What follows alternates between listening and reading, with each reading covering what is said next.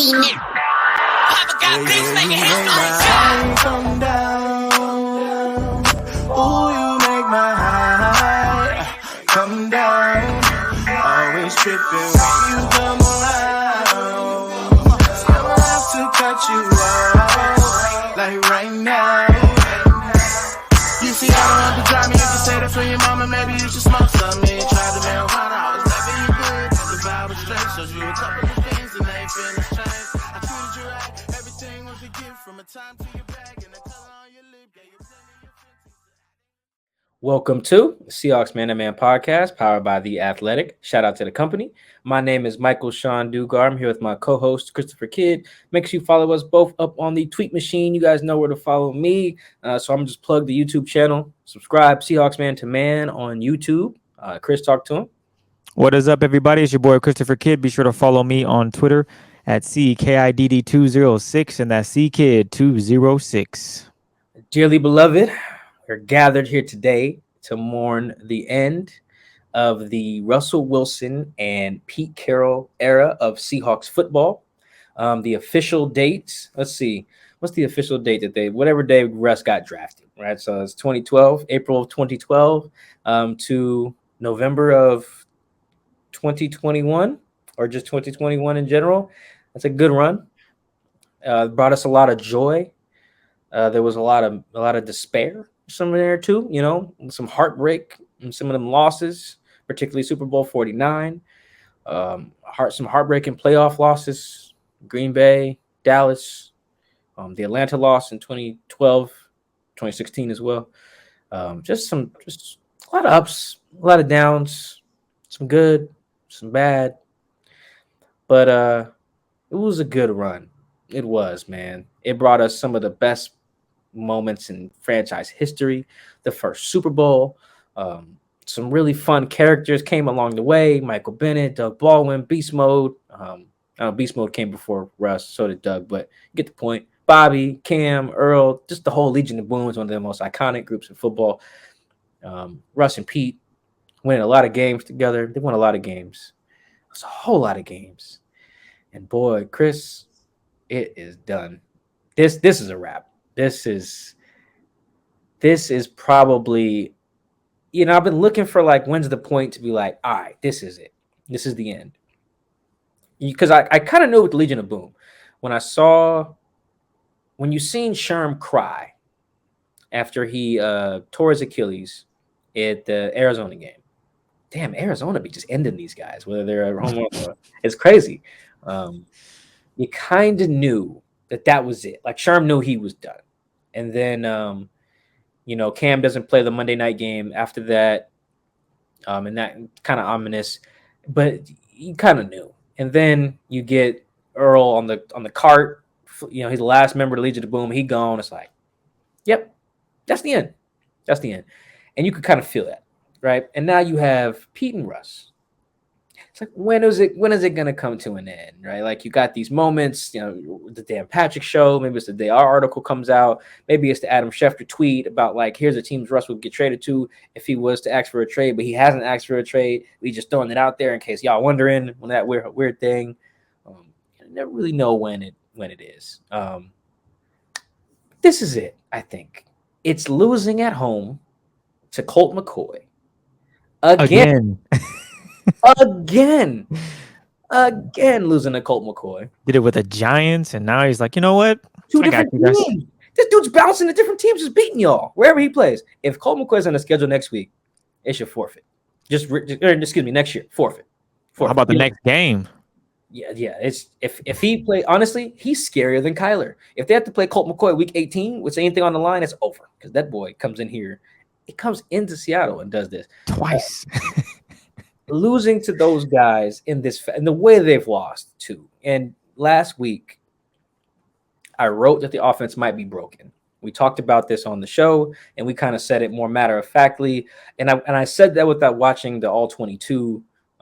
We've both done that. We both watched All 22 of the Packers game. You watched it, right? Yes, sir. Yeah, we both watched it. And then I tweeted this too. I was like, you know what? I feel good about what we said, even after watching it a couple times. because you never really know. Like sometimes I talk right after I'm in my hotel room. I haven't rewatched the game. I can be a little prisoner of the moment. Nope. It looked broken on film too. I mean, that's what happens when you score 0. But it just looked broken. And then that's why I wanted to apologize, because I wrote that it might be broken. No. Might implies that there's a little room for like uncertainty or ambiguity. There is not. It is definitely broken. And I think a really good window into that is what happened. Obviously, what happened on the field. They were just bad again. Like they were just, they can't move the ball. They can't score a touchdown. Russ hasn't thrown a touchdown in I don't know how long. When's the last time Russ threw a touchdown? Was it against Los Angeles right before he got hurt? Yeah, he threw the one at DK. Threw the one at Yeah. DK. Yeah, threw the one at DK for it. And hasn't thrown one since. He hasn't even thrown a pass into the end zone that's hit the hands of his guy, I don't think. Yeah, maybe DK got his hands on that Hail Mary against the Packers. Like it's been pretty brutal. There have been defenders have caught more passes in the end zone from Russ than his own team has in the past few games. It's really broken. But beyond that, I think what's happening after the games, we can see it. Oh, Pete quit on us in the middle of the press conference. He's like, I'm out of here, man. I'm out. I was like, whoa. I was looking like he just. Yeah, I was like, is he coming back? And now he eventually came back, but I didn't know that in real time. And you just start to hear from these guys. You hear from Pete. And I have to make another apology. Because, Chris, I don't know how much we talked about this on the show last week. I asked Pete Carroll, how do you fix the offense? He was like, I don't know, Mike. I don't know what to tell you right now. And I was like, okay. Weird answer. And then I listened to it back at the press box in Lambeau. I was like, oh, this answer is really bad. And I got home. I was like, man, I really asked him how to fix this. And he said he doesn't know. That is a red flag. It's like that red flag thing going on Twitter right now. Yeah. It's really stupid. Like Someone made it. Yeah, everyone should stop doing that. But that was a red flag. And I don't think we treated it as such on the pod, or I didn't in my story. And we should have, because if Pete doesn't have answers, why is he here? And I mean that legitimately. Like, okay, something's broken. Like your pass protection's not good, or your receivers aren't getting open, or it drops, or your pass rush isn't there. Like you usually have some type of, we'll go back to the drawing board and we'll figure it out. I got some. He's just like, I don't know. My man, Pete has a lot of jobs. He wears a lot of hats. He wears a lot of them. He's the vice. He's like lids. That's a good bar. Yeah, got a lot of Shout out E40. Yeah, E40 said that. Yeah. Oh, dang. He said he got. I'll tell you off the show. Yeah, gotcha. Pete has a lot of responsibilities, and one of them, I would say, probably like in the top 3, is to fix shit. Like that is your thing, right? If your coverage is not good, fix it. If your run game isn't good, fix it. If if like guys are getting hurt and not rehabbing properly, fix it. Get a new strength staff or whatever. Like there's ways to go about whatever the problem is. But if you don't know how to fix it, we don't need you. We really don't. We can just be bad by ourselves. Like why do we need you? What are you bringing if you're not fixing problems? Because then you're just creating problems by how you're coaching and who you're hiring. Because it's not just Pete. It's the whole staff. The staff it's not good staff.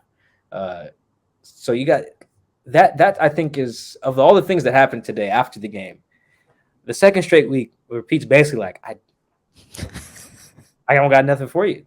We're still bad on third down. We're still not running it as much as I'd like. We're still not scoring points. I don't know. I'm like, dude, if you don't know, then go. You're getting paid $12 million to know.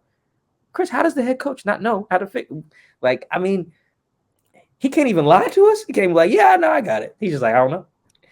This is done. It's crazy because we sometimes don't have answers, and that's understandable. We have to there's a lot that goes on, watching film, asking the right questions to players, building relationships off the field. It's tough for us to know everything that happens.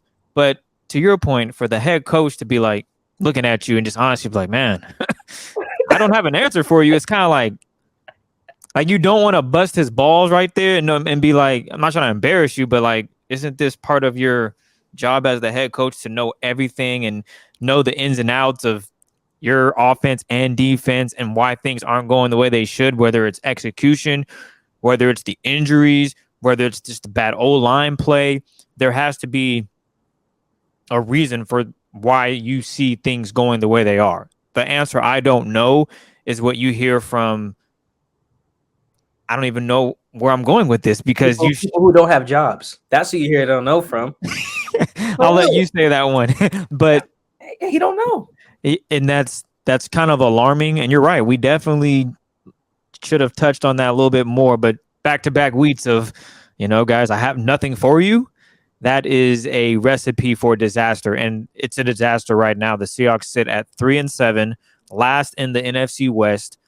Offense is not good. Defense is okay. They're figuring it out. Okay, I think defense is good. But it's weird to say that after a Colt McCoy loss. But we'll get into that later because there was obvious reasons why the defense struggled, and I can't wait to watch the All 22 to see the things that were happening that I don't get to see from the broadcast view. But the thing that stood out to me from Sunday's game was the lack of urgency. There were a couple of plays where they ran out. I mean, I understand Pete. He talked about it in the presser last week, a few days ago, saying we got to get back to the running the football more. And ultimately, I knew that was going to come out on Sunday. I knew Pete was going to run the ball a lot. First play of the game, though, looked good. Rashad Penny, bam, hit the hole. Okay. They run Tyler in motion, something that we saw from week 1 against the Colts. I'm thinking this might be the get right game that you mentioned, I think maybe a year or two ago, the get right game where everything just gets in sync and the Seahawks go on a run. Ultimately, they lose to the Rams. But the point is that I was in the mindset of thinking this might be the game where they are figuring it out. Well, not figuring out. They get it again. They get the offense rejuvenated. Russ is back. He's healthy. You don't have Chris Carson, unfortunately, but you have a bunch of guys that you believe can run the ball efficiently and open up the pass for Russ.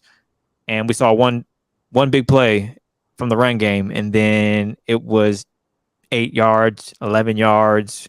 It never really got going, and then you saw first down run, 2nd and 10, third down, or 2nd and 10, we're going to run it again. 3rd and 10. 3rd and 10, let's just do a bubble screen to DJ Dallas. Let's not let Russ go to DK or Tyler Lockett. We're going to go to a bubble screen, which DJ drops. Oh, he dropped it. We're going to punt the football. Not the recipe I was looking for, especially with a team that's 3-6, and they have aspirations to do what, Mike? They want to win a Super Bowl.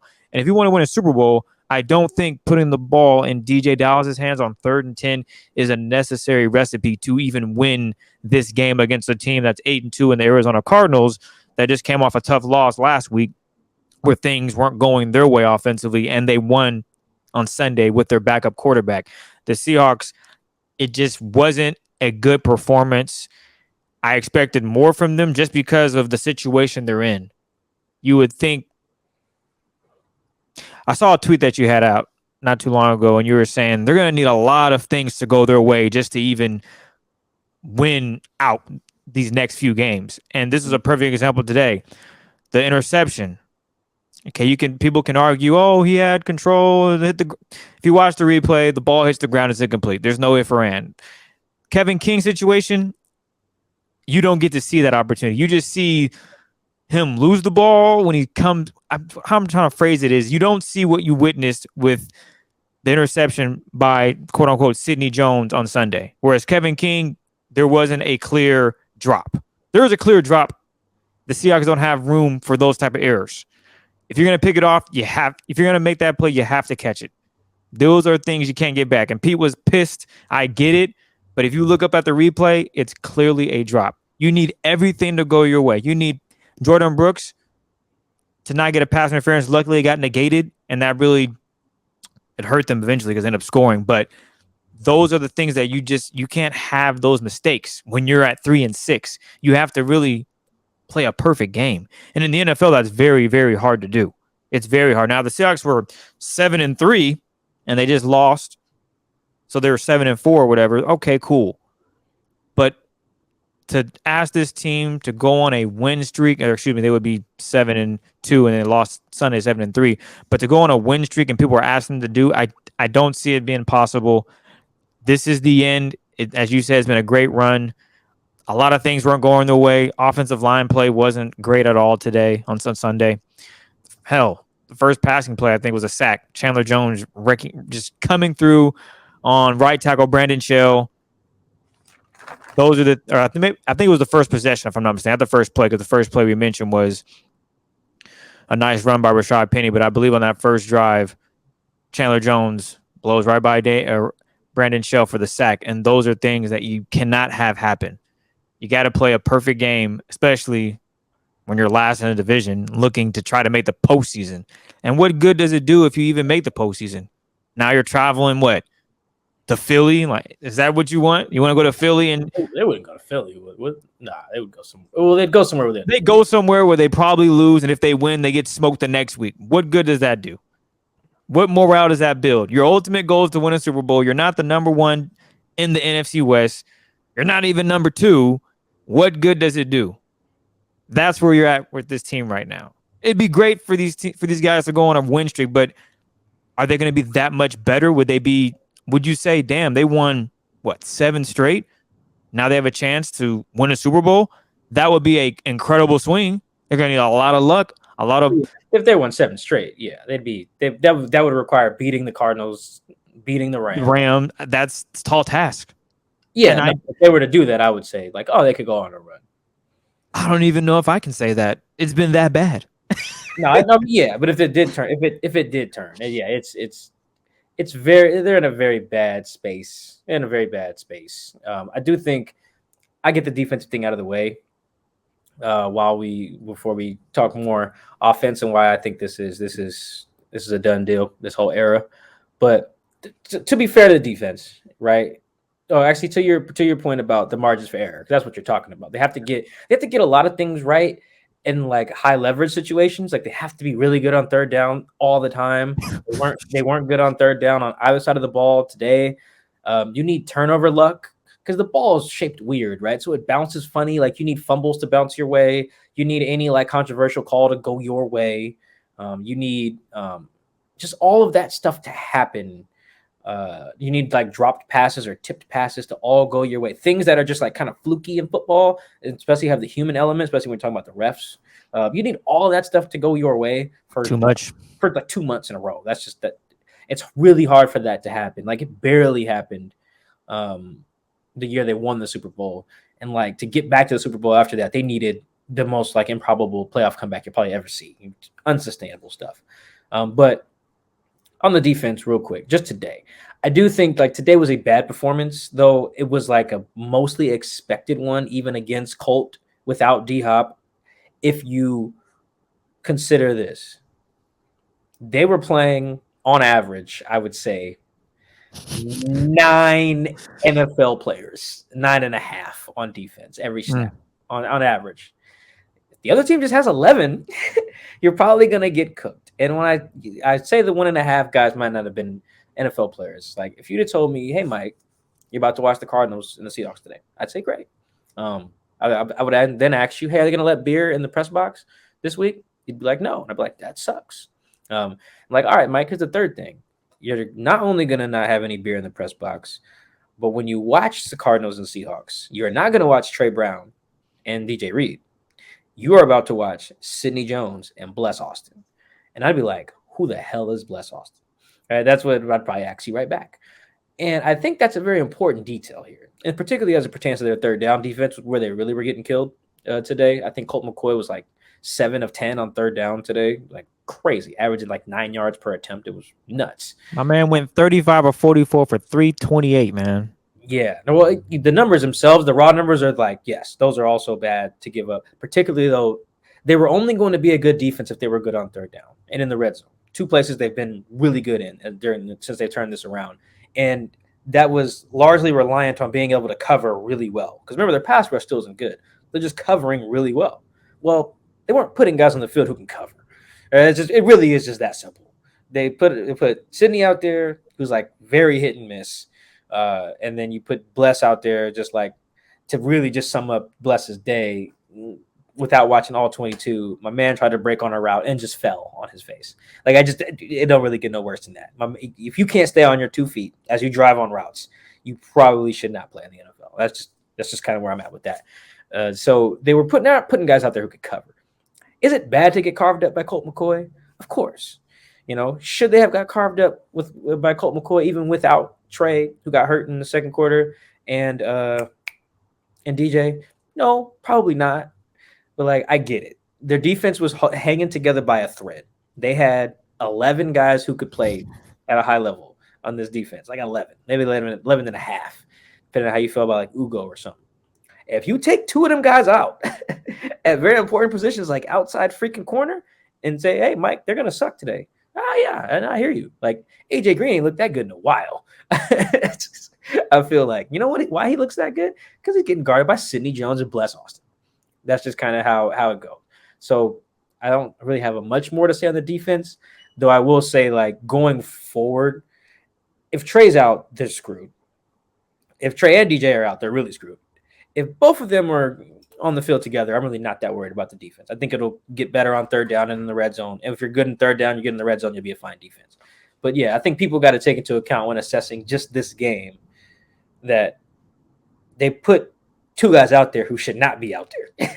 Yeah. It's not like they were defensive ends or defensive tackles or something where you could rotate. No. Les and Sidney's just out there and they can't come off. That's not good. If you told me that, I'd be like, yeah, they're probably gonna suck. Colt McCoy is a scrub, but he ain't that much of a scrub. He sees number 36 out there. Like, who the hell is that? I didn't even see him on film. Let me throw at him, see how that go. Oh, he can't even stand up. Oh, first down. So I think there's that caveat that you got to keep in mind if you're trying to assess how the defense will play going forward. Just lose Trey, you still keep DJ, you're probably like half screwed. Lose Trey and DJ, fully screwed. If you have Trey and DJ, you're fine. But yeah, we got to keep that in mind as we look at the defense. Like, the Colt McCoy thing is bad, but it's like, dude, you're not putting 11 competent defensive players on the field. The other team's got 11 dudes that can play. That's all you need. So I do think, to be fair to the defense, like, they don't have cornerback depth at all. These are two dudes who didn't even play in the preseason. They weren't even on the team in the preseason. That is bad. Tells you a lot. Yes, it tells you that they probably should not. The offense today, I tweeted this out because watching Rondale Moore cook the Seahawks. I mean, the dude had 11 targets and caught all 11. Yes, he was with Devontae Adams of the Cardinals today. They were just. He had 11 for what? 51? No, that's not a ton of yards. No, it's not a ton of yards, but it was how they were using him. They were giving him the ball. They threw a screen to him. He only gained 2 yards. He ran from one side of the field to the other side. Yeah. I think that's what the Seahawks thought about with Dwayne. Unfortunately, the Seahawks gave him, 11 plays today, and he didn't get targeted not once, didn't even get a touch. Yeah, didn't touch the ball in 11 plays. Yeah. That's insane. Why? This was your number one guy. I know he is undersized, but look at Moore. If I'm not mistaken, D has him beat in weight by maybe 10, 15 pounds. I'm not. Yeah, I wouldn't even call either one of them undersized. They're fine. I get that. Rondale might be having more of a little wiggle, but we don't even see Dwayne. The last time I saw him was the West Virginia highlights. To be honest. You talking about D? Yes. No, West Virginia. Yeah, Western. Okay, yeah, Michigan. I was like, Western Michigan. Excuse me. Yeah. That was the last time I seen him, man. The Seahawks are just like, yeah. Like, does he not have the offense figured out? And I know you're not there in practice. They don't allow you in there. I'm really wondering, why is my guy not out there making plays? Why is he not getting an opportunity? Is the scheme not? There's something going on. And I really wish we had answers to that, because watching Moore get the ball every time and him get 3 to 4 yards, make a guy miss, I'm thinking this is all they want D to do. This is why they drafted him, to do this for the Seahawks offense. You have that. You have Lockett, you have DK. You're looking at something explosive. Hell, the Seahawks could be 9-2 at this point, but that's not the situation they're in. They haven't had consistency in the run game, haven't had consistency with throwing the ball. The number one pick in D, he has not been healthy, and a bunch of other reasons. I'm running out of answers. As Pete would say, I don't know. Yeah, and the other thing, to get back to why I think this is a wrap. It's just very much like last year, we teased it a lot in the pods about like knowing that something's wrong behind the scenes here. And I think what happened after the game was a really good illustration of it's not even behind the scenes anymore. It's playing out in front for everyone to see. So like Pete's like, I don't know, man. It's weird we can't score. That's basically what he said up there. He was like, yeah, no, it's like I don't know why it's a mystery. We just can't score all of a sudden.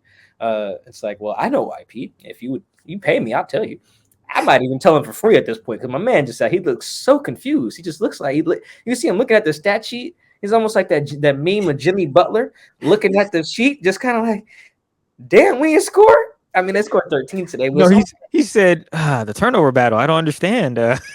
Yeah, his brain. So Pete Carroll, he told me this once. My only one-on-one with him before. He said, at least on the record, he said he was like he really attributes winning to like time of possession, obviously points, but then like turnover battle. He really is like the number one thing that influences whether you win or lose is the turnover margin. And they keep winning the turnover margin in some of these games and they're losing. And that's what he was looking at. He was like, we won the turnover margin. I don't understand this. Like, and then you said time of possession, 40-19. The Cardinals had 40 minutes and 22 seconds, and the Seahawks had 19 and 38. I will say this. Yeah, so I'm gonna read it here. Pete says the turnover thing just continues to be there, and he means that like they're not turning it over. Not exactly. And he says, and it's really just frustrating we can't get this thing turned. So anyway, I'm sorry for not being aware that there was more time. Oh, he's talking about when he came back on the podium. I will say that on time of possession, and this is for everybody too. Like I think my peers need to be better at this, and a lot of media. We look at time of possession and we're not looking at what goes into transpired, that. Yeah. It really is just, it's about third down. You'll possess the ball longer. Think about it. Convert. So think about why that is real quick. So if you get to third down, you've already run 2 plays, right? You've had the ball for 2 plays. If you convert, you get another 3 plays. That's why third down, like it gives you 3 more shots at it to have the ball. It's like people associate like running the ball with time of possession. I mean, that's fine, but it really is. If you're good on third down, you're largely gonna have the ball more. It's just kind of how it works. And if you're good on third down, you're usually gonna score points for the most part. But beyond Pete not having answers, you look at like Tyler today. Tyler's kind of going viral because Tyler basically was like, "Yo, we're watching these guys do things on film. They get in the game and they ain't doing none of that. And we don't know what to do." And Tyler like said it with a smile. I think I asked him that, and he's looking at me. I'm like, and then I read the quotes back, and I'm like, why are you smiling? This is bad. This is like fire somebody bad or fire everybody bad, to be honest. And Tyler's point was that we can't game plan for one thing and see another thing and then just adjust on the fly. Like we just can't do that. Like they're showing us these blitzes, these zone coverages or whatever, and they get here and they're playing man and not blitzing, and we just lost. That's basically what he is saying. And he said that happened last year as well. He has said similar things in the past about like, oh yeah, they were getting crazy blitzes and coverages we'd never seen before because of how the offense looked and we couldn't adjust. Like he said that last year too. I could probably go find the quote. It's probably by the time this comes out, someone who I've already dug it up. So Tyler says that, right? And then Russ presented with Tyler's theory. It's like, no. And it's like a follow-up. It's like, well, our defense is covering you like they did last year? No. And then he goes on to say, I don't think Arizona did anything new. Special, yeah. Like, I'm like, come on, man. Okay. Now I'm glad everyone's, because that's not the first time that very important figures have not been on the same page. Like even listening to DK sometimes after losses, just be like, yeah, no, we gotta get the ball to our guys here, folks. Throw me the ball, but right. You gotta catch it, my friend. Yeah, no, that's true. It's like we gotta get the ball to our guys. And then Tyler has his theory. Pete doesn't have no theories at all. Russ is like, I don't agree with any of Tyler's theories. And it's just like, boom. Now you guys are seeing. Everybody's seeing what I've kind of been noticing, have noticed behind the scenes for quite a bit. And it's not limited to just those guys, but they're the main characters in this dysfunctional Seahawks family here. They're the problem children. They're not on the same page again. And a couple things. Brian Schottenheimer did nothing wrong. Like it's again. We said this.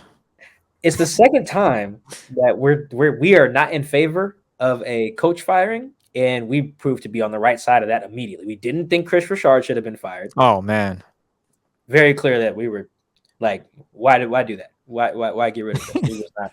He was He clearly wasn't the issue.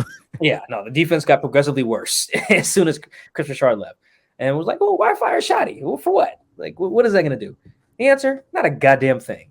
All the same problems are still bad. The pass protection, where the routes go, where Russ throws the ball, who he throws the ball to, motion, under center, shotgun, doesn't matter. Offense still has the same deficiencies. Tyler's still saying the same things are the issue. Russ is still denying that those are the issue. Pete doesn't know. Yeah, Pete's like, whatever. Pete's not even saying like, yeah, we just got to run the ball more. If Pete's not even saying that, that's how you know it's bad. He ain't it's funny to that. It's funny you say that because in my head I'm thinking he's gonna say he's got to run the ball better. He didn't say that. He literally had no answers. And at that moment, I'm thinking this might be rock bottom. Him running the football is not the savior anymore because they ran it all day on Sunday. They ran the ball as much as they could to the point they were like, we're still losing. How is this not working? Yeah, no, really. Yeah. Once Pete don't even think running will help, you really got to go. It's not even really that funny, but it kind of is. At what point do you think Pete was like, yeah, I don't think we can run it. We might. Do we throw it? Okay, throw it. Okay. Yeah, go ahead and throw it. When do you think he realized that? Was it fourth quarter with 5 minutes? I don't know. What do you think, Mike? Well, they did run for a touchdown, so I mean, maybe he thinks. I mean, the Cardinals are probably like, sure, go ahead. Yeah, but them not being on the same page here, and actually, let me say this because I need to be fair here, and this is going to sound very weird, but it really makes sense, and I bet you a lot of my fellow media people who are around the team on a daily basis would agree with me on this. Tyler is not the best authoritative voice, I think, when diagnosing the offense. And I know that sounds weird, right? He's on the team, has been for a while, right? He's been with the last three coordinators. Like you would think, I wrote about how smart he is, I think the 2019 season. Like I understand how that sounds, but I've tested this theory before because there were some things he said in 2018 and 2019 that like no one seemed to agree with. It was very strange. Like he would say something and then I would run that by like another player on offense or a coach, either on or off the record. And they'd be like, I don't think so. And we just saw it play out in real time. And it's just like one of those things that, like I said, I've kind of been testing behind the scenes before. Like I think it happened in training camp this year. He said something and then I ran it by like one of the position coaches. I was like, is this the case? And he was like, no, it's really more of this thing. And I'm like, why is he always the only guy with this thought? And he says it so matter of factly too, all of these thoughts. And it's very it's weird. It's very different than like I want to say like DK, when DK said the thing on with the Ocho Cinco podcast or whatever, the teams figured us out. Like I got someone to be like, yeah, they did. Like I got someone to basically like concur with that, like off the record. Like I can find people to concur with other sentiments. Tyler's weird. I feel like it's a spectrum. It feels like so. He's either the only one who's right, or he's very, very, very wrong. I don't know what it is. Could it be that he's spilling too much information and Pete, Russ, and a couple other guys are like, keep that in-house, and Tyler Lockett's like, no, I'm telling the people the real deal. Like, these are the issues we are having. This is why we're not having success on the field. I'm going to tell them, regardless of how you guys feel. Or is that way off? I think with some of the theories that he has, okay, I actually have got one thing to get. I think he and Dave Canales both kind of agreed that last year what was happening, and then the film kind of bears this out too, is that because they became a run-first team, a pass-first team with the let Russ cook thing, that they were getting teams third down personnel groupings on first and second down. So the math was no longer in their favor, and then teams were coming out like with a crazy blitz on like first down that they would usually use on third down. Why? Because they knew the Seahawks were going to throw on first and second down. I think Tyler tried to make that point in a long-winded way at some point last year. And I remember Dave Canales telling me like in August or something like that, like, yeah, that is the case. Like we were getting exotic blitzes and stuff on like first down. Tell the people who Canales is in case they don't know. Oh, sorry. Dave Canales is the passing game coordinator. So his thought on the passing game obviously is very important to me. I don't get to talk to him during the year for some reason. They won't let me. But Yes, he's one of the people who concurred with one of Tyler's assessments before. But other than that, I usually don't get him. I do think possibly he is like pulling the curtain back a little bit more than people want to, but I really do believe like Russ disagreeing. Like today, he even gave an example. He was like, no, they did everything we thought. They run some cover 2, they run a little bit of cover 4, a little cover 3, they sprinkle in some man match concept. Like he basically he went in depth actually too, just like Tyler did on the opposite. It's so strange. Tyler was like, yeah, they show man on tape, get the zone coverage. Weird. And Russ is like, nah, man, they show cover 2, cover 4, and they did all that. A little cover 6, a little man match. What? I want to get them in a room and be like, hey, get a podcast, Mike. Ty and Russ. Let's talk about it, guys. Let's talk about what are we all not seeing? Are we watching the same film? It's weird. That really is why I think, on top of Pete not having answers, it's just like broken. That's what broken looks like. It's not necessarily about not having talent or whatever, because they have talent clearly. Like what Jordan Brooks said today, because I think someone asked like, why do you still believe? And he was like, man, he's looking around and seeing talent, and he's not wrong. Like he's like, this is Russell Wilson. We should be fine, and he's not wrong to think that. But it's a broken. It's the system. Yeah. It's almost like it's like a game of telephone essentially. So you have like, it starts with Pete. Pete has the brain, and he's the first in the game of telephone, and he sends the message to the coaches. And by the time it gets on the field, the message gets changed. Something's not getting relayed there. Either they're willfully ignoring the message, or just not hearing it correctly, or executing it properly, whatever it is. All the above. Yeah, that is what broken means. And when the Seahawks for years have only done for the last few years have just done one thing really well, and that's have Russell Wilson. Like when they have Russ, they usually have a top 10 offense. I think that's just kind of usually been the thing. I think I've said that a million times. The numbers bear that out. Russ, top 10 offense. No Russ, hand in hand. Not even no Russ. It's just like you have Russ, and your offense is still bad. So if that's it, if you don't have answers for why you have Russ and your offense stinks, this is done. There's really no reason for these two to coexist anymore. There really is no reason for Pete and Russ to operate in this space together. At least not while Pete controls personnel and everything else. And it's like, you're not. Why? For who? For what? That serves nobody. It doesn't serve Pete anymore, because clearly Russ can't run what you want him to run, the type of scheme. It just doesn't work. He don't want to do it, or can't do it, or you don't get the people to do it. And if you're Russ, it's like, look, man, we're gonna lose. I can go somewhere else and do that.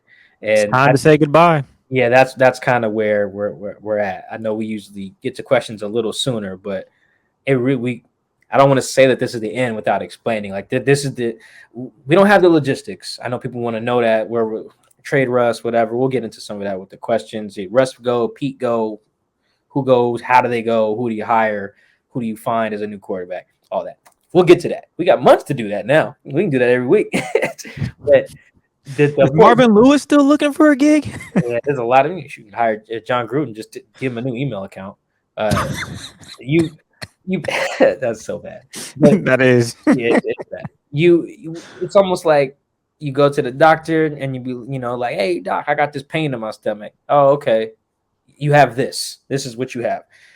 Hey, what do I, how do I fix it? I'm not sure. I just know this is what you have in your stomach. This is why your stomach hurt. Why am I paying you money why am I at this visit? Sometimes the doctor just diagnose, like, hey, you have this thing. This is what's wrong.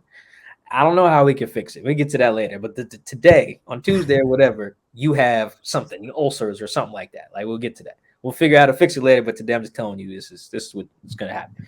Like, so that's where we're at. Will we get into the logistics of how this really comes to an end? Sure. But, like, it's time to acknowledge the Seahawks are 3-7. They're not going to win 7 games in a row to finish, what would that be? 10-7. They're not going to do that. And if they did, they're not going to win another 3 games to get to the Super Bowl and to keep this together. They're not. Margin for error is too thin. I said 8-9 last week. I'm sticking with it. I don't even know I need to know what the health of like Trey Brown and some other guys, but that is a huge thing there. Yes. The defense can still be like a top 15-ish defense with Trey and DJ. But yeah, this is it. I hope everyone enjoys the ride. We should just start reminiscing for the next 2 months, because boy, you can cue the Boys to Men. It's so hard to say goodbye because this is done. This is a wrap. Well, Since we are wrapping things up, we have a lot of Twitter questions, but so let's get to that because it is a wrap for the season. It appears things don't look good. A lot of questions regarding the futures of Pete. You already mentioned things of that nature. We'll start off with this one. Is Pete losing his influence, trust in the locker room? Man, this is such a good question that I'm going to sound like Pete for. That I really wish I had an answer for this. It's tough because I'm not in the locker room anymore. I can't be. And I only really know a few guys on this current team like well enough to really get some answers outside of being in there in person. And I'm going to do that. I'm going to reach out.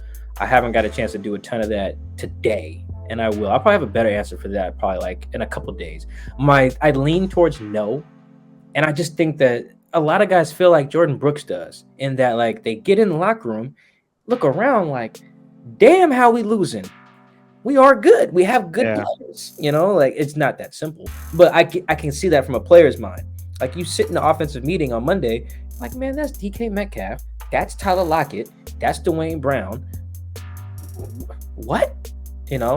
Like I understand why they feel that way. And a lot of these guys are not in a position, I don't think, in their careers where they can look at Pete and question him in that way. Sherm clearly got there, Michael Bennett, some other guys.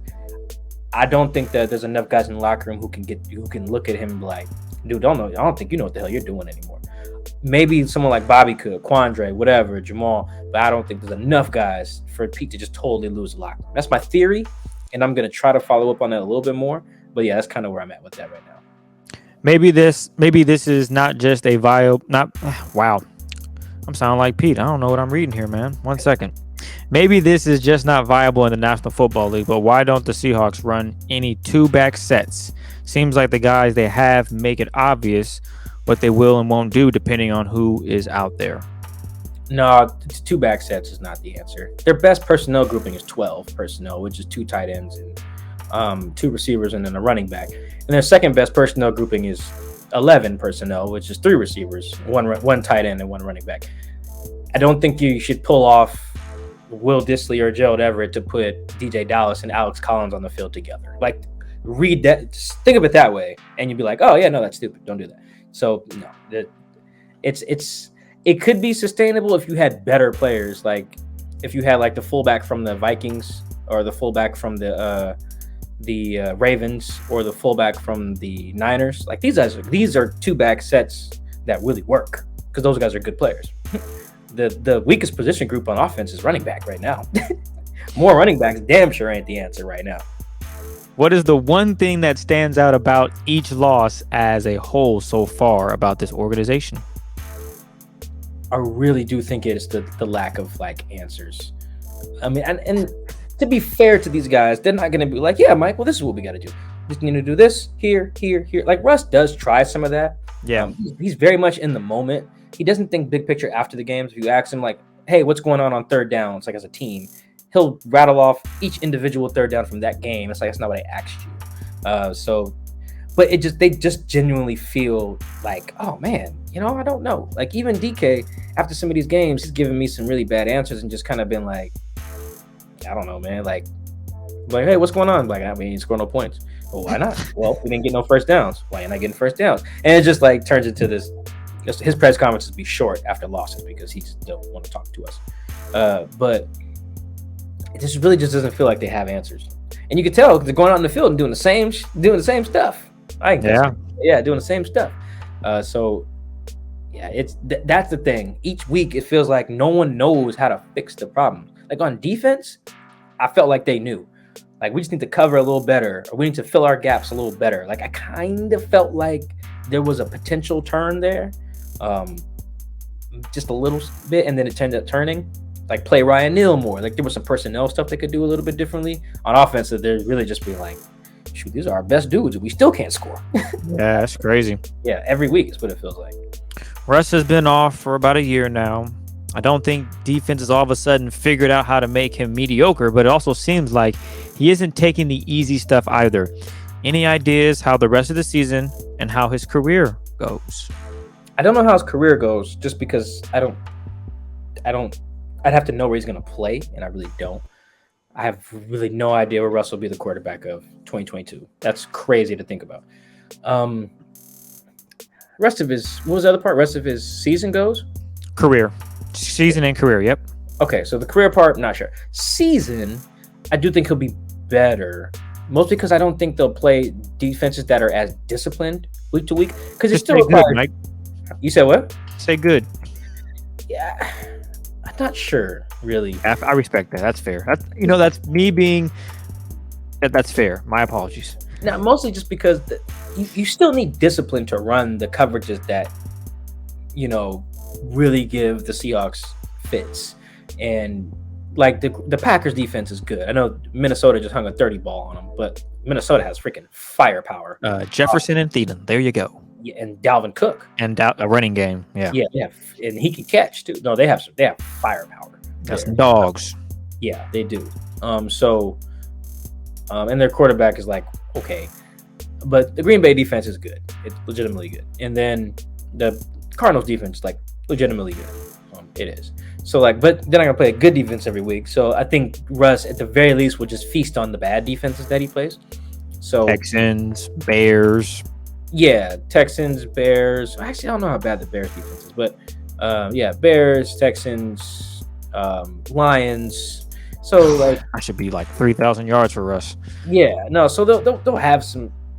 He'll have some good games, but yeah, I do think that we're gonna see at least one more of those. Oh, this is one of the worst games of Russ's career type of moments. Probably against the Rams or something. Maybe the Niners. Yeah, he's due for one of those again, just because they have so many problems that Russ is probably gonna perform like a average quarterback for the remainder of the season. Here we go. I guess it fits. The one he's asked a lot of opposing team beat experts. Is Russell Wilson still good? Oh yeah, they're asking me, is Russ still good? This is a fascinating question, actually. The answer is yes. Russ is still good. But I do think that we have a 9-year sample to suggest that Russ is good. It's not like somebody like Carson Wentz who had like one good year, or even someone like Colin Kaepernick who had like a couple. Russ has 9 years of being good. Like he's never been bad. Even last year, he was not bad if you look at the whole 2020 season. But this is why this is interesting, and I'll spend a little bit more time on this and some of the other questions. If you just take the back half of 2020 and the front half of 2021, Lord, Russ has actually been bad in that particular run, which is pretty much a full season sample. We take like the last, 8 games? 8 games, yeah. Take like the last 8 games in the postseason of 2020 and take the first 7 of this season. You get a full 16 game sample, I believe. And in that sample, Russ is like, I looked it up, an EPA per dropback, which is basically like an efficiency, thing, like how impactful are your dropbacks.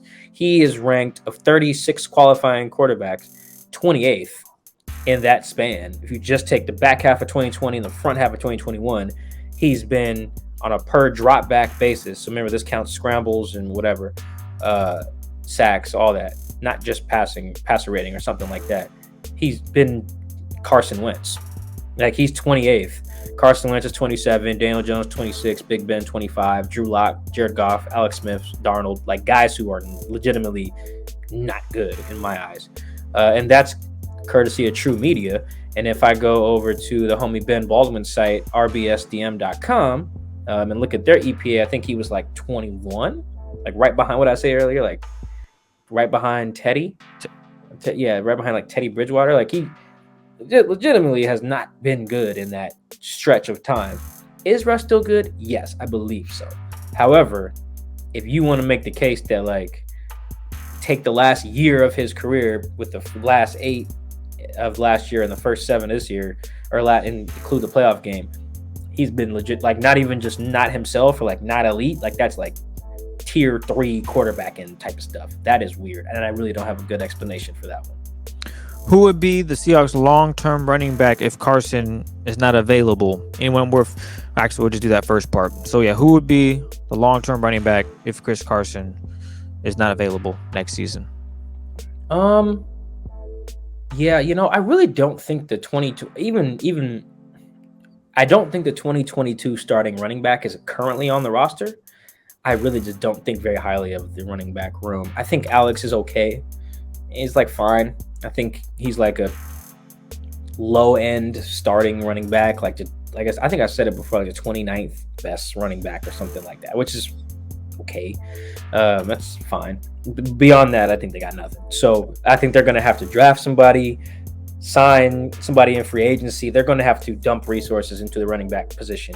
That doesn't be high resources and a lot of money, but you have to do something because I really don't think the 2022 starter is on the roster. And I think if they're counting on Chris being healthy for a full season next year, that is not smart. Like, you can want that for Chris and hope that happens, but if you are banking on that, that is your fault as an organization. Why didn't D get more snaps? And what happened from week 1 to now with this team? Yeah, that's a weird one. D played 11 snaps, so he's played 16 snaps in the last 2 games, and I don't get that. I'm befuddled. Yeah, befuddled, good word. It's kind of like Pete these days. If you take D with your first pick, that's an acknowledgement that your current receiving core needs help. It is. Hello, yes. It's an indictment of Penny Hart and Freddie Swain, which, whatever, right? If that's what the organization wants to do, that's fine. To then get D and then still play those guys more. Now, Penny Hart only played 4 snaps today, but he got a target. That's all that matters. That's what the session ends. Yeah, he did get a target, and he did not get a touch. What? Freddie played like 20 snaps. I really don't understand taking D, saying, yeah, we need this guy so bad, we're going to use one of our only 3 draft picks on this guy to make him your 4th receiver or whatever. You're tripping. Like, I guess it comes down to the fact that you're not able to see the practices, because I'm guessing if you saw that, you would have a huge answer as to why we're not seeing any production from him on the field. I think the production, he's not on the field.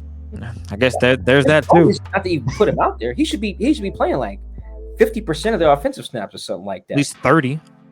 Yeah, he played like 22% today and played a very small number, like 10% or something last week. It's ridiculous. He didn't even come in to the end of the game last week until DK got booted. So it was like, yeah, very, very strange. So yeah, I really wish I had a better answer for that one. That was legitimately dumb. I think take D.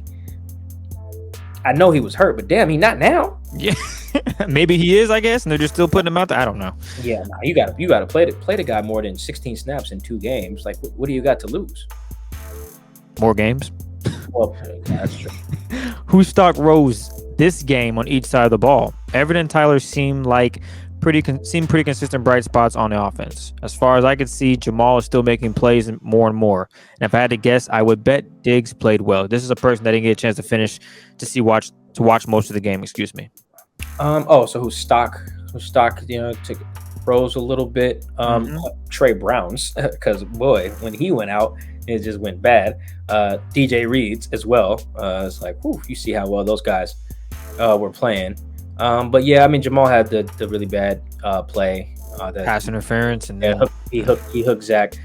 I mean, he was in a tough spot. If he doesn't hook Zach probably catches it. Oh, probably. That's a walk-in touchdown. Yeah, he probably catches it. So he's like, you do what you got to do. So I mean, I get it. So I'm trying to think who else might have played well today. I mean, Alex was okay. DJ Dallas did. He was all right.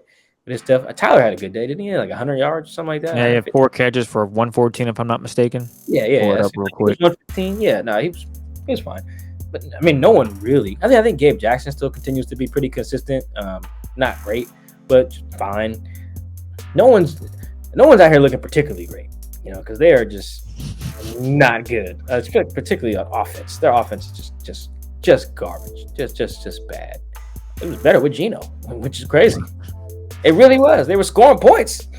Then, I mean, not a lot of points. Did you see Geno's tweet that he deleted today? I want to say it was last week. Oh, what? No, I missed it. What did he say? He said he wants to speak his mind, but it was. I gotta find it. I'll find it and tell you. But we'll go to the next Twitter question in the meantime. In your opinion, what is the best case scenario for the off season? The best case, I believe, is to get a new head coach and a new GM and keep Russ. I cannot emphasize that more. Someone I think has asked that, who would you keep, Peter Russ? Like, it's really not even a debate. You keep your quarterback. You do not go without a quarterback. You know how hard it is to find one? It is really hard. You have one. You can question whether he's like, how good he is, but he's an NFL quarterback who can get you to a Super Bowl. Like, he can at least get you in the, like, he can play. His highs are really high. He's he's been voted to like 8 Pro Bowls or something like that. I think one of them he couldn't play in because of the Super Bowl, but or 2 of them, obviously. No, you play, you keep Russ. The new GM part is very important there too. Like, I do think that while Pete oversees the personnel and the draft picks and everything, Snyder's clearly not doing a good job either. They're just scouting they're coming back with the wrong guys on the board. It's very weird. Like, taking DJ Dallas and Travis Homer over some of the other running backs in those drafts was weird. I know it's Apple Cup week, and I don't like anything Huskies at this point. But like, in those 2 drafts, if they'd have just simply even just took Miles and Savannah Ahmed, way better picks. 2 guys who were actually productive in college, who can run the ball and catch. Is very weird, and who are also playing way better for the Dolphins than either of Travis or DJ. So very strange. So yeah, you need to get someone to change the personnel around here, because they've been bad at drafting, and this is what happens when you're bad at drafting.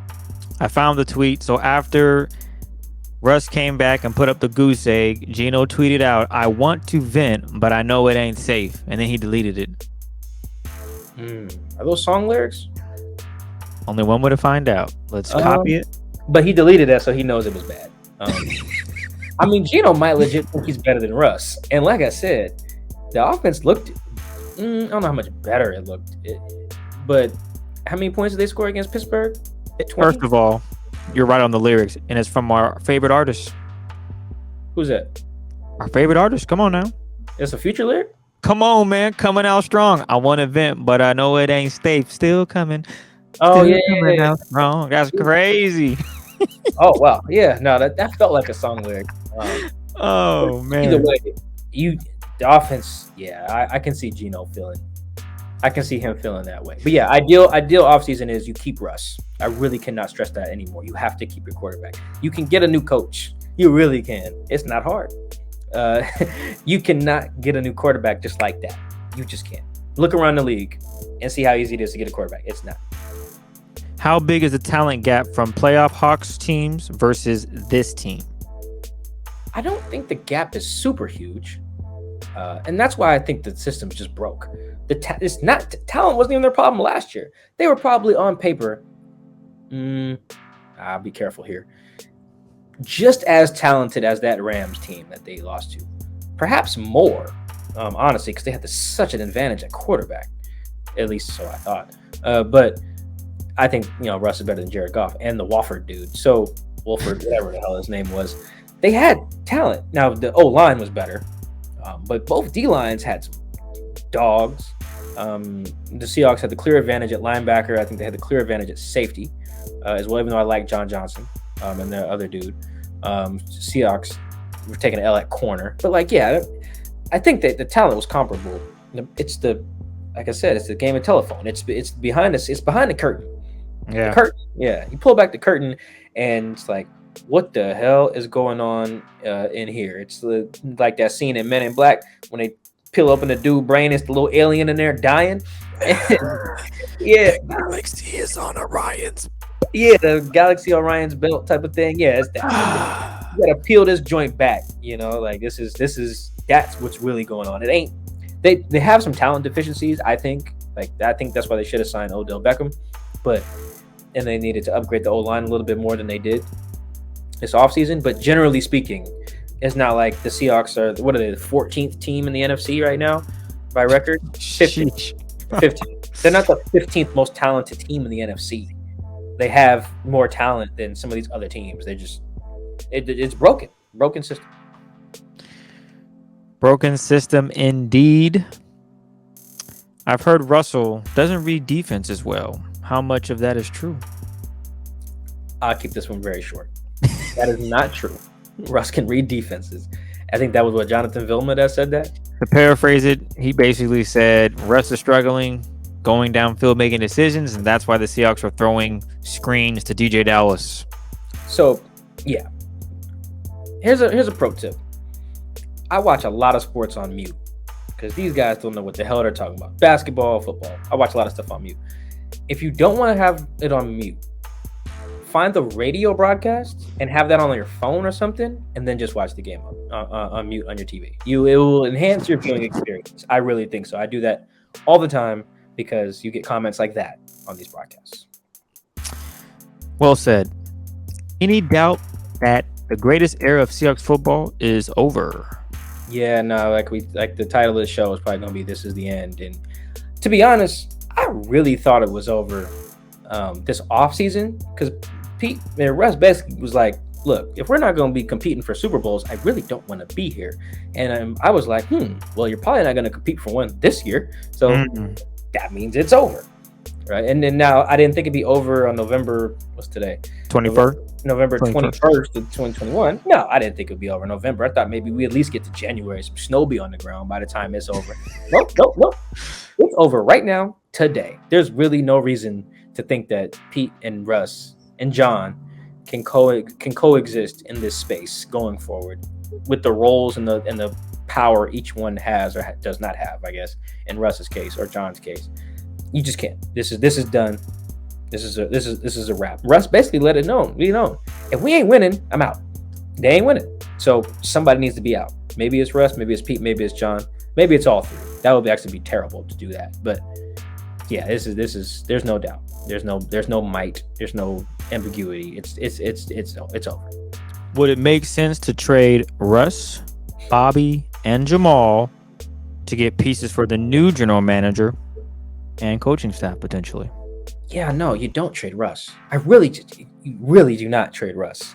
I know that looks bad now because Russ isn't playing well. It gets worse if you don't have Russ. I promise you. The life on the other side of the Russ thing is just the hell. It's hell. It's very bad. It's very, very, very bad. So you don't get rid of Russ.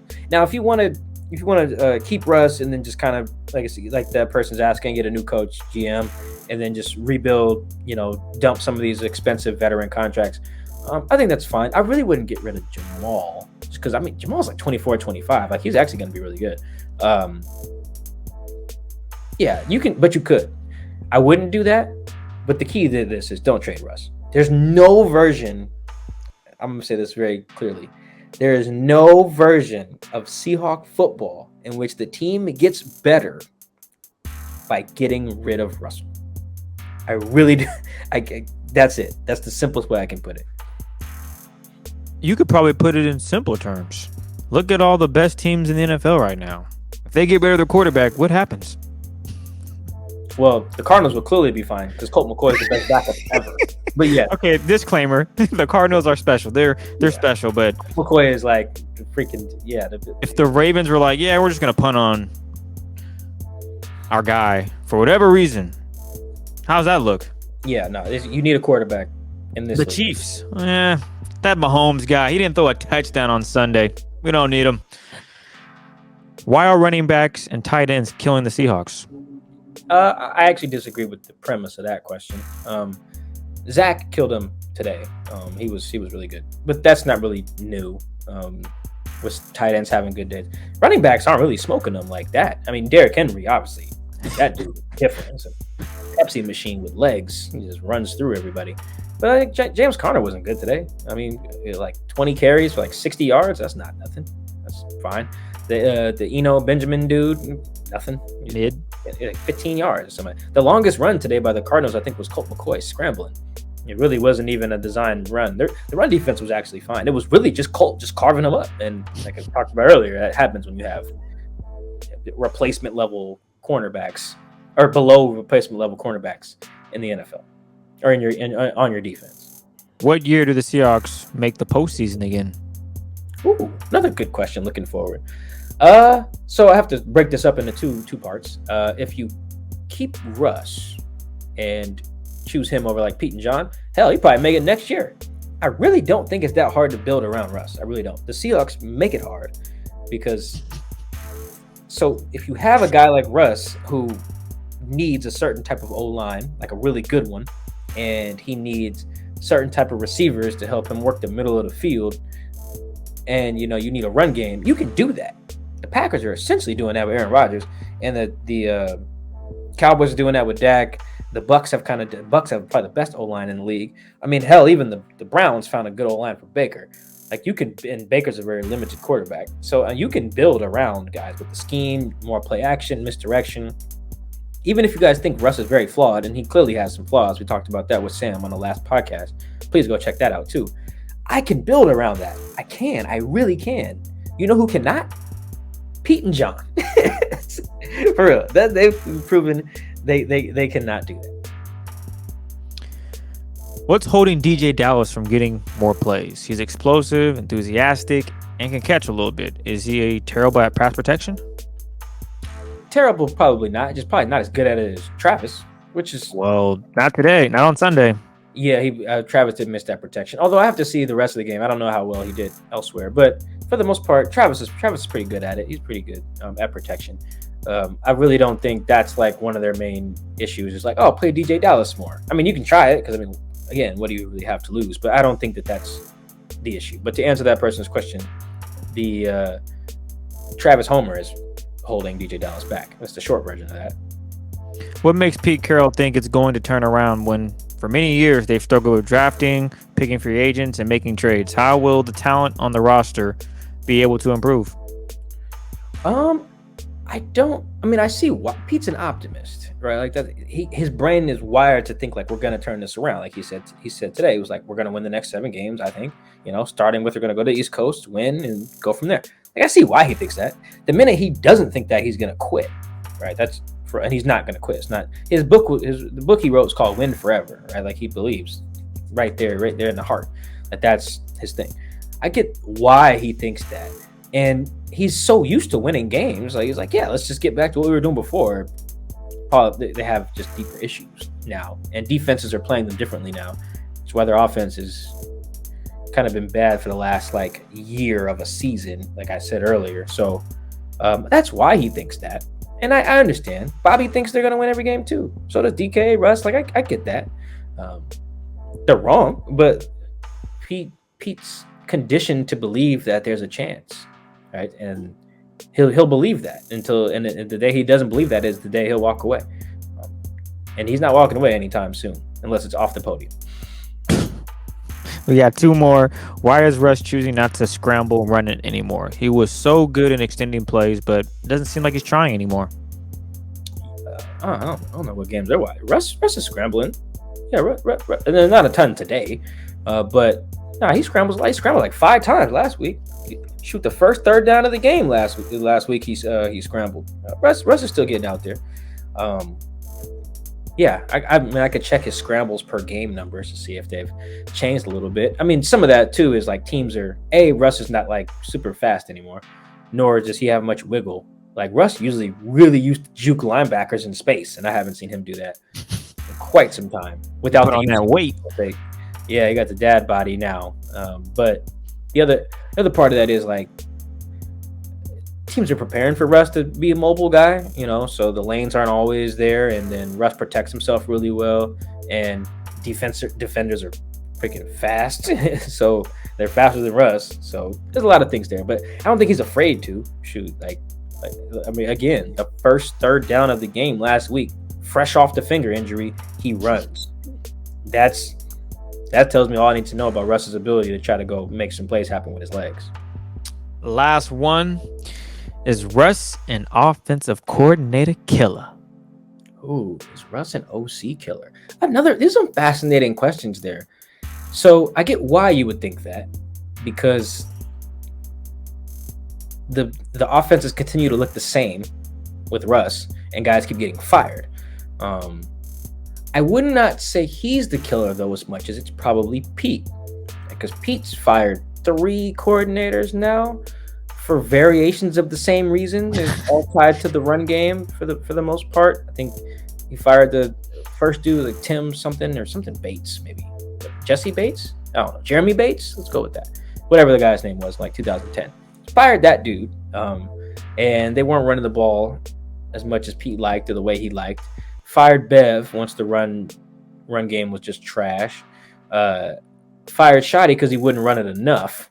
And it's just like these seem like Pete problems.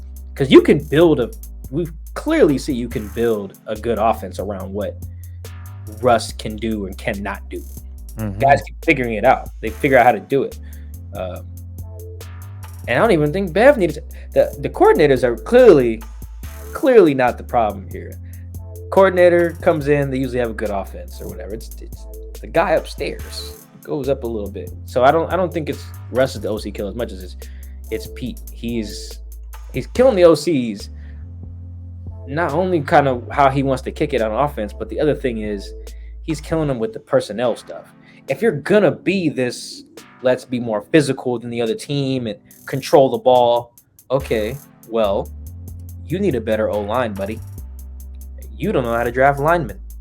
You were letting Tom Cable pick all your linemen. He didn't know what the hell he was doing. Your line stunk. You had to fire Tom. Like these are all things that eventually come back to the dude upstairs. So I don't think that Russ is the killer as much as it's Pete. He wants to have a style of offense that he's not equipped to run with his personnel that he controls. Man, this is a really bad look for Pete. He really is the problem at this point. He really is. That sucks. He's making $12 million. He ain't got no answers. Reportedly making $12 million. Did you see that report of all those coaches and how much they're making? Yeah, it was like Pete is up there. Yeah, Pete's making a lot of bread. He's getting that cheddar. Yeah, no, he's getting paid, and he's just not delivering. This is not good, man. I think people should try to just appreciate the next few months they get to watch Russ in a Seahawks jersey. Man, give Pete his flowers, for what he did for this franchise for 10 years. Best coaching, franchise history. Brought the city a championship. Acquired some of the best players in Seahawks history. Like you could make a good argument that like 6 of the best 10 players in franchise history were acquired by Pete Carroll. That means a lot. We're talking about Marshawn and Doug and Sherman, Earl and Cam and Bobby, Russ. Obviously, these were acquired in the Pete era. He deserves his flowers. This should be like his little farewell tour for the next few months because this is done. But that's not to dismiss totally what he did for the franchise for 10 years. Or actually, he's been here longer than 10, for like 12 or something. But yeah, it's over now though. That's a wrap. Like he said today. Before he left the podium the first time, he said, "I'm done." And you know what?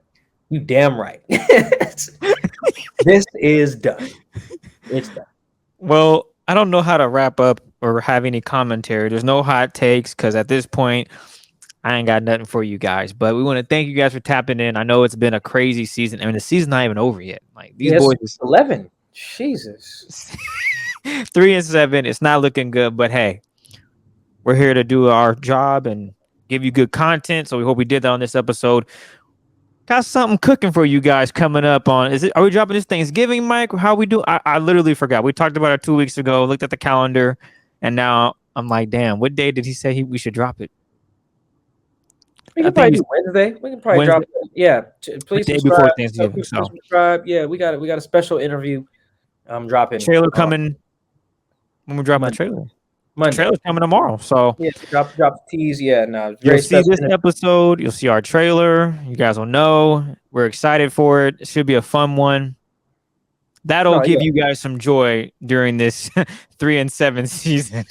Yeah, it's a nice break from what we've been doing during the week. Yeah, yes, nice, fun interview with interesting interview. I don't know how fun it was in certain parts, but a great interview. Yeah, it was very, very very good interview. I thought with one of the most important people in the franchise's history. So that was fun. That'll come out this week. Dang, I got something in my eye. That'll come out this week. Until then, we'll catch you guys on that one. That's already recorded and it'll be out. And then after that, we'll be coming back after the Washington game. Man, I really hope they don't be on national TV, dog. They better flex that, man. Actually, they can flex Monday night games, I think. They better flex it. Ain't nobody. I'm not. I think it's too late now, though. It's too late. Too late, so we gotta watch that Monday night and wake up at all right. You know what? Yeah, We'll tap in with you guys. We appreciate all the Twitter questions, all the love. Mike, is there anything else you want to add? Appreciate you guys. Really, man, I look weird on YouTube right now because there's something in my eye. I'm trying to get it out when I'm talking. I look like the crazy eyes dude from Mr. Deeds right now. But I'll just do it with one eye. I appreciate you guys. Like I said, we'll be back next week. Appreciate the questions. Sorry who everybody who didn't get a question in. But we appreciate them. We had a bunch of them. They're always fascinating as usual. So appreciate you guys. We'll catch you guys next week.